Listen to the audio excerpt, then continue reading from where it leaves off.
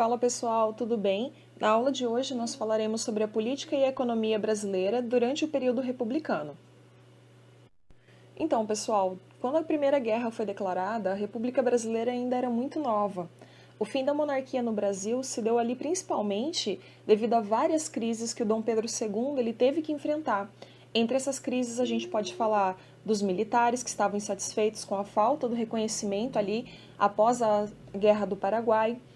Tinha grupos abolicionistas dentro ali da sociedade cobrando algumas medidas dele, e até mesmo tinha algumas desavenças ali entre cafeicultores.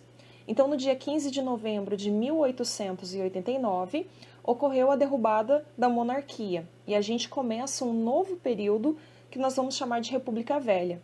Esse período ali ele vai ter várias características que a gente vai estar estudando. A República Velha ela pode ser dividida como República da Espada, que foi caracterizada ali pela presença de militares no poder, e a República Oligárquica, que iniciou a presença de presidentes civis no poder. Dentro da República Oligárquica, nós temos uma concentração de poder na mão de poucas pessoas. Este nome oligarquia, ele quer dizer exatamente isso, que o poder é exercido por poucas pessoas. Neste caso ali, o poder era exercido por grandes proprietários rurais. No primeiro momento, então, ali da nossa república, nós temos como presidente o Deodoro da Fonseca. O governo dele acontece principalmente devido a ele ter participado do movimento ali que resultou na proclamação da república. Os militares eles ocuparam o quartel-general da capital e o Ministério da Guerra ali sobre os gritos de Viva a República. Depois disso, eles prenderam o Visconde de Ouro Preto, que era presidente do Conselho de Ministros. Naquele mesmo dia, ali na Câmara Municipal do Rio de Janeiro, a República ela foi proclamada dentro do território brasileiro. Após essa proclamação, pessoal, começou um governo provisório, e esse governo provisório teve ali sob o comando do Marechal Deodoro da Fonseca. Quando a gente começa a República, eles estavam querendo separar aqueles ideais imperiais que tinham e construir um novo país. Dessa forma, o Brasil ele se tornou laico, as províncias ali elas se tornaram estados, adotou-se aqui no Brasil um sistema federativo de poder, e até mesmo novos símbolos foram construídos ali para formar uma memória, construir uma identidade para a população brasileira.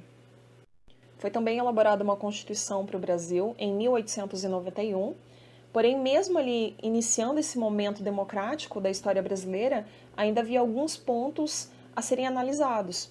Que, por exemplo, assim, somente os homens eles votavam e o analfabetismo ele limitava muito a participação da população ali na vida política. Além disso, o nosso primeiro presidente que foi escolhido, que é o Deodoro, ele foi escolhido de forma indireta. Ou seja, ali um grupo de deputados, sem a participação popular, escolheu o Deodoro para presidente e o Marechal Floriano Peixoto para vice. Dentro do governo do Deodoro da Fonseca ocorreu uma crise financeira muito grande. Ela ocorreu e acabou manchando ali o seu governo. O Brasil ele era dependente naquela época da produção de café, e para tentar resolver isso e melhorar a indústria brasileira, o Deodoro convidou o Rui Barbosa para ministro da Fazenda. Rui Barbosa ele pensou que para ele estimular as indústrias, ele deveria emprestar dinheiro para as pessoas. E para emprestar dinheiro, ele começou a produzir, emitir mais papel moeda. Porém, isso acabou gerando uma grave crise, a moeda ficou desvalorizada e a inflação aumentou muito dentro do território. Essa crise foi chamada de encilhamento. O Deodoro, então, ele ficou responsável por um grande problema financeiro, porque aconteceu dentro do seu governo, e ele também recebia várias queixas ali de abuso de poder. Ainda dentro do seu governo, ele fechou o Congresso Nacional e enfrentou uma revolta na Marinha, que ficou conhecida como Revolta da Armada. Devido a todas essas agitações, ele acabou renunciando e o seu vice assumiu. O Floriano Peixoto, ou conhecido também como Marechal de Ferro, ele assumiu a presidência de forma irregular, pois em caso ali de uma renúncia deveriam ser feitas novas eleições. Porém, ele passou por cima da lei e assumiu a presidência. Isso levou novamente a uma revolta na Marinha, conhecida como Segunda Revolta da Armada. No fim ali do governo do Floriano Peixoto, após várias agitações, assumiu o presidente Prudente de Moraes, que se tornou o primeiro presidente civil do Brasil. Neste momento, então, nós entramos na República Oligárquica, onde grandes latifundiários dominavam o poder político.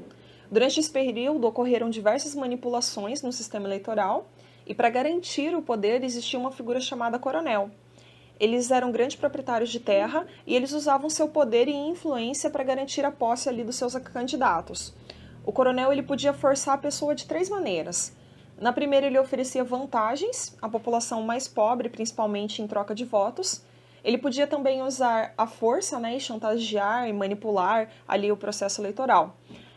Como o voto era aberto, pessoal, ou seja, você deveria escrever o seu nome e o nome do candidato, eles sempre sabiam em quem a população estava votando. Além disso, os nomes das pessoas mortas e até mesmo de pessoas que nem existiam eram usados na votação. Com diversas ameaças ali, então a eleição ela era manipulada e os eleitores faziam a vontade dos coronéis. Por isso esse tipo de voto ele ganhou o nome de voto de cabresto. Então, com a ajuda dos coronéis, os candidatos eram eleitos e, em troca, ali eles nomeavam parentes dos coronéis para ocupar cargos importantes. Os governos dos estados, então, eles faziam um pacto com o governo federal e eles ajudavam a eleger senadores e deputados fiéis ao presidente. E, em troca, o presidente ele não iria se intrometer nas questões estaduais e ele ajudaria também esses candidatos ali do estado dentro da política. Então, para garantir os cargos de senadores e deputados fiéis ao presidente, ocorria a degola. O governo ele aprovava uma comissão de verificação dos poderes e essa comissão ali ela podia impedir que um candidato tomasse posse. Por exemplo, se fosse um candidato da oposição, se ele fosse eleito, eles alegavam fraude e eles cassavam ali o mandato dessa pessoa. Essa cassação era conhecida como degola. Então, assim, o governo ele não teria oposições políticas. Além disso, a gente tinha ali um revezamento político, né, que era feito entre os estados de Minas Gerais e São Paulo. São Paulo era um estado muito forte e rico, e Minas possuía uma grande quantidade de eleitores. Então, para garantir o poder, esses dois estados eles fizeram um acordo.